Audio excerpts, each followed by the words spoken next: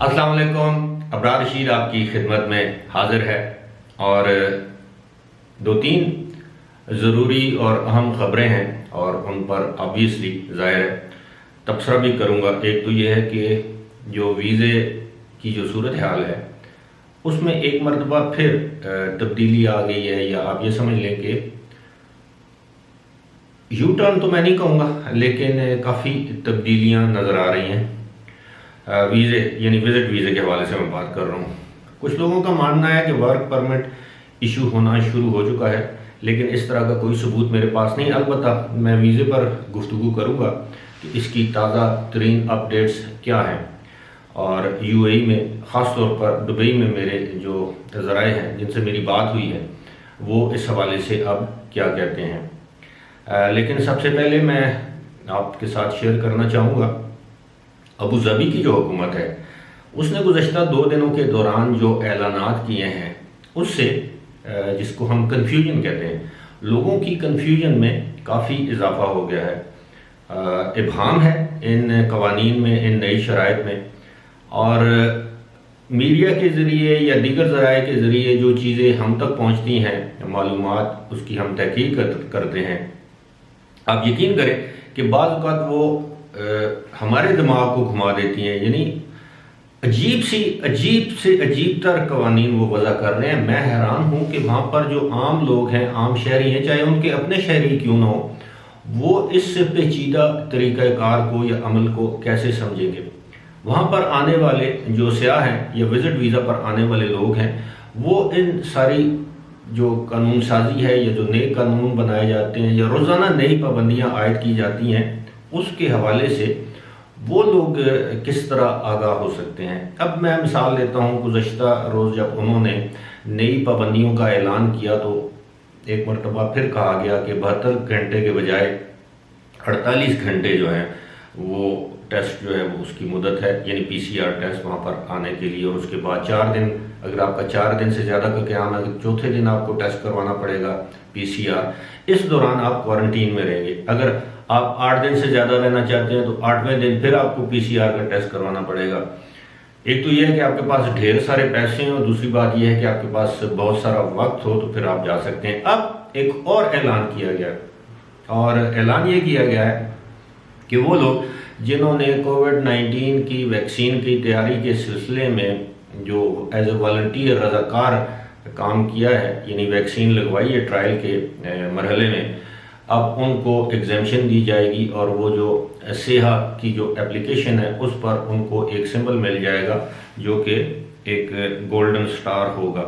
इसी तरह जिन लोगों ने वैक्सीन की 2 डोजेज़ लगवा चुकी होंगी उनको भी एग्जेम्पशन दी जाएगी, यानी उनको यूएई में अबू धाबी में एंट्री के लिए उन मराइल से गुजरना नहीं पड़ेगा। लेकिन साथ ही साथ अब इस बात का इंकशाफ भी किया गया है जहाँ से आके कन्फ्यूजन पैदा होती है कि जिन लोगों ने वैक्सीन की दूसरी डोज लगवा ली है और दूसरी डोज लगवाने के बाद 28 दिन गुजर चुके हैं, यानी पहली डोज, उसके बाद दूसरी डोज 21 दिन बाद और 28 दिन, आप ये समझ लें कमोबेश 2 महीने का वक्त है। 2 महीने गुजर जाएंगे, उसके बाद एक मरतबा फिर आपको कोविड-19 का PCR टेस्ट करवाना पड़ेगा अगर आप अबू धाबी जाना चाहते हैं और बगैर क्वारंटीन के वहाँ पर रहना चाहते हैं। अब इतने मुश्किल मराइल से कौन गुजरेगा?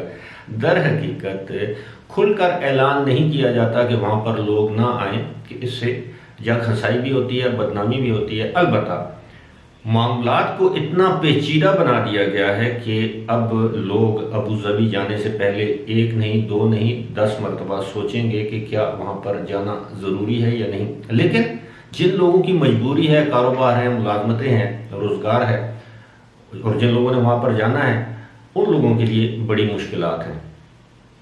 और अब ये भी बताया गया है कि जो ग्रीन लिस्ट में जो कंट्रीज़ हैं, जो मुल्क हैं, वहाँ से आने वाले शहरियों के लिए भी टेस्ट लाजमी है और चौथे दिन वो टेस्ट करवा के, उनके लिए क्वारंटीन लाजमी नहीं है, चौथे या 5वें दिन वो टेस्ट करवा के फिर वो आज़ाद शहरी या आज़ाद इंसान की तरह घूम सकते हैं। अब इन पाबंदियों जिनका लोगों को मालूम बहुत बड़ी तादाद में लोगों को इन पाबंदियों का इल्म ही नहीं। यही वजह है कि मैं इस हवाले से अपनी वीडियोस अपडेट करता रहता हूं ताकि लोगों को इल्म हो कि इस वक्त अबू धाबी के कवानीन क्या है। जिस तरह मैंने एक्सप्लेन किया है, हर जगह पर आपको ये एक्सप्लेनेशन नहीं मिलेगी, और बहुत से पाकिस्तानी इंडियन शहरी ऐसे हैं जो कि बेचारे सादा हैं, उनको इन कवानीन का इल्म भी नहीं है कि तब्दील हो चुके हैं।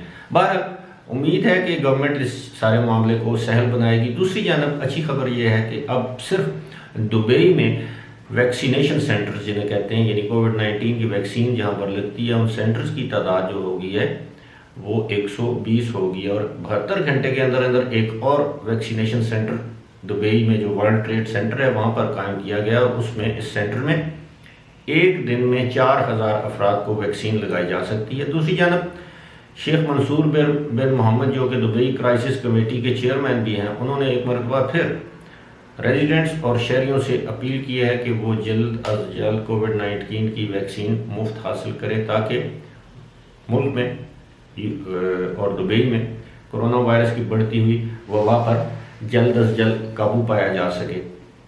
सूरत हाल ये है कि अब वैक्सीन के हवाले से अपडेट्स आ रही हैं। तकरीबन 1.5 लाख के करीब अफराद को रोज़ाना वैक्सीन लगाई जाती है, और अब तक 19 लाख से ज़्यादा अफराद को वैक्सीन लगाई जा चुकी है, वैक्सीन की पहली डोज। और उम्मीद ये की जा रही है कि यूएई में बसने वाले तमाम लोगों को मार्च के आखिर या उससे पहले तक वैक्सीन लगा दी जाएगी। अल्लाह करे ऐसा ही हो, क्योंकि जिस तरह यूएई में केसेस सामने आ रहे हैं वो काफ़ी तशवीशनाक बात है। अब मैं आता हूँ वीज़े की जानब। मेरी आज ही दुबई में अपने दोस्त अहबाब से बात हुई है जो कि वीज़े के मामलात को समझते और जानते हैं। उन्होंने मुझे आगाह किया है कि एक मरतबा फिर जो वीज़ा इशूइंग प्रोसेस है, वीज़े को जारी करने का प्रोसेस है, उसको स्लो कर दिया गया है। अब मुझे ये नहीं मालूम कि ये किसी वजह से स्लो किया गया है, जानबूझकर स्लो किया गया, उनके सिस्टम में कोई प्रॉब्लम है, एप्लीकेशंस ज़्यादा हैं, इस वजह से ये मामला सुस्त रवि का शिकार हो गया है। लेकिन इतनी मैं आपको तस्दीक कर सकता हूँ, इस बात की तस्दीक कर सकता हूँ कि पहले अगर रोज़ाना, मैं पाकिस्तान की बात करता हूँ, 1000 वीज़े जारी हो रहे थे तो अब शायद 100 भी नहीं हो रहे, यानी प्रोसेस स्लो है। जिस काम के लिए पहले 3 से 4 दिन वर्किंग डेज लगते थे, अब उस काम में 15 से 20 दिन वर्किंग डेज जिन्हें आप कहते हैं, ये 20 दिन लग सकते हैं। मैं ये नहीं कह रहा कि वीज़े रिफ्यूज़ किए जा रहे हैं, लेकिन प्रोसेस इज़ वेरी स्लो। उसकी वजह ये भी हो सकती है कि जिस तरह वहाँ पर यूएई में कोविड-19 के केसेस की तादाद में इजाफा हो रहा है, शायद वो समझ रहे हों कि यहाँ पर आने वाले जो विजिटर्स हैं उनकी तादाद को महदूद से महदूद किया जाए। दूसरी जानब बहुत से लोगों का ये मानना है कि अब यूएई से मुख्तलिफ कंपनियों ने जो कि अपॉइंटमेंट करती हैं लोगों को नौकरियां देती हैं, अब उन्होंने वर्क परमिट जारी करवाना शुरू कर दिए हैं। मेरी मालूमात जहाँ तक हैं वो ये हैं कि अगर आप यूएई के अंदर मौजूद हैं वहाँ पर वर्क परमिट इशू हो सकता है। फिलहाल पाकिस्तान से वर्क परमिट, एम्प्लॉयमेंट वीज़ा या वर्क वीज़ा इशू नहीं किया जा रहा है, यानी उन लोगों के लिए इशू नहीं किया जा रहा जो लोग इस वक्त पाकिस्तान में मौजूद हैं। मैं एक मरतबा फिर वजाहत कर दूँ, एक सूरत में आपका एम्प्लॉयमेंट वीज़ा पाकिस्तान से भी जारी हो सकता है, इसको वर्क वीज़ा भी आप कह सकते हैं, कि अगर आपको यूएई में कोई सरकारी नौकरी मिले या नीम सरकारी डिपार्टमेंट में आपको नौकरी मिले। इसके अलावा फ़िलहाल मेरी मालूमात के मुताबिक वर्क परमिट या वर्क वीज़ा पाकिस्तान से जारी नहीं किया जा रहा। इसी के साथ मुझे दीजिए इजाज़त। खुदा हाफिज़।